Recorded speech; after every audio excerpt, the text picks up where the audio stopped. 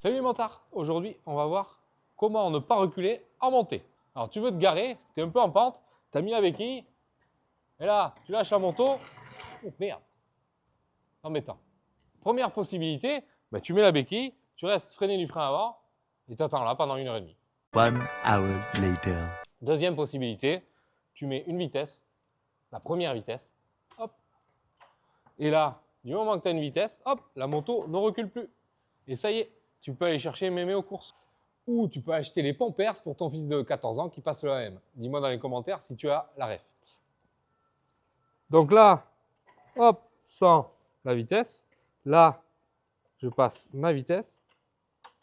Hop, et voilà. La moto ne recule plus. Alors par contre, moins bonne idée, si c'est en pente, c'est un peu plus compliqué. Parce que ça va appuyer sur la béquille latérale. C'est pas terrible. Il vaut mieux que ce soit en reculant comme ça. Si tu choisis, tu le mets plutôt de façon à ce que la moto recule. Là, elle sera sécurisée, aucun problème. Donc là, j'ai démarré. Ok, je suis débrayé, je suis en première. J'ai le pied sur le frein.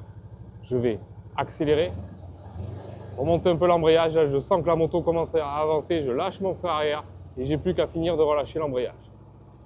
Donc, je freine du frein arrière, j'accélère, je remonte l'embrayage. Je sens que la moto veut avancer. Je lâche le frein arrière et je finis de remonter l'embrayage. T'as bien compris comment on faisait? Voilà, je recule pas à monter, on est bon. Non. Je suis ton père. Non. C'est bon, elle reculera pas, nickel.